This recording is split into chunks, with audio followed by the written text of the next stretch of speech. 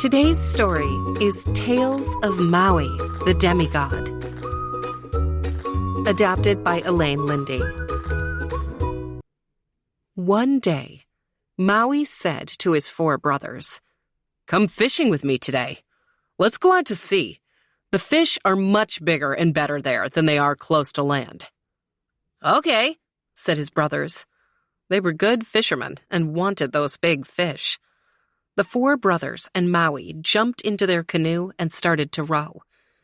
When they got far out to sea and could no longer see land, Maui jumped onto the end of the canoe. He drew out his magical fishing hook. When his brothers were looking ahead, he cast the hook over the side of the canoe. The hook sunk down deep into the blue water. Soon, the magical hook stuck fast to the bottom of the sea.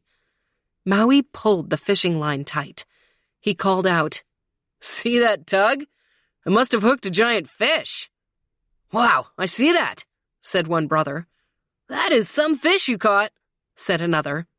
"My brothers," Maui called out, "paddle hard so we can bring up this great fish." The brothers paddled with all their might. They paddled so hard, they did not see that the hook was pulling up the land from the bottom of the sea. Behind them, one island after another rose from the sea. Legend says that is how Maui made the islands, where the people now live. Then, one day, Maui wanted to see how life was for the people who lived on the islands. But what he saw there made his heart skip a beat. Life was very hard for them, and he could see why. The days were just too short. There was not time in a day for people to do what they needed to do, like making and cooking food. If they laid out a wet blanket on the sand, the blanket would still be wet the next day. There was not even time for the fruit in the trees to get ripe. "It's that sun," said Maui. "He's racing too fast across the sky. He's not thinking about the people who live down below, on the islands." Maui knew that it was up to him, a demigod, to slow down the sun. But how? He asked his brothers. He asked his sister, Hina. He asked still others that he knew. "Who do you think you are, Maui?" said one. "No one can catch the sun." "Even if you are a demigod," said another, "you know very well the sun is too big and bright for anyone to stop."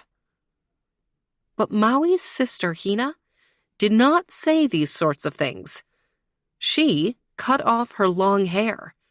She tied the hair into ropes and gave the ropes to Maui. From these ropes, Maui made a giant lasso. That night, Maui took his lasso up to the very tallest mountain on the islands of Hawaii. The mountain had once been an active volcano. Years ago, it had sent out waves of hot lava. When the volcano was over, a big crater was left at the top of the mountain. And that crater is where Maui planned to catch the sun. By the crater, Maui waited, very still. He hid the lasso behind him, out of view. When the sun rose at dawn, it started to race across the sky very fast. Soon that sun was flying over the mountaintop. Brave Maui flung the lasso over his head. The ropes caught. The sun tried and tried to move, but it was trapped. "Get me out of here!" shouted the sun. "Not yet," said Maui. "You are moving too fast across the sky. It makes the days too short for the humans who live down below." "So, I like to go fast," said the sun. "Who cares? Let me out of here." "No," said Maui in a big voice. "I care. You have to stay here in this crater." He pulled the lasso tight. But in his heart, Maui did not feel brave. He did not know how much longer he could hold on.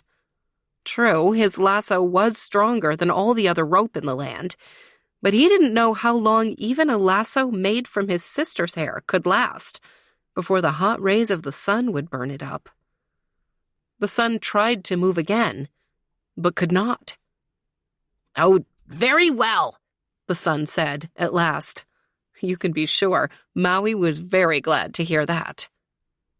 "I suppose I could slow down a little," said the sun, "but only for part of the year." So Maui and the sun worked out a deal.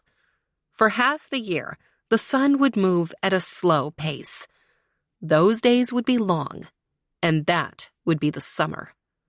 For the other half of the year, the sun could run as fast as it wanted to. Those days would be short, and that would be the winter. This is how Maui made the days longer for the people of the islands. At last they could do the tasks they needed. They could have a full dinner and rest after. And the fruits on the trees grew big and sweet.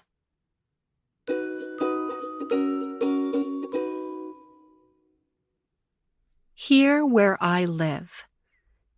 Just as I'm publishing this episode for you, this is the moment in the year where the days are as long as they possibly can be.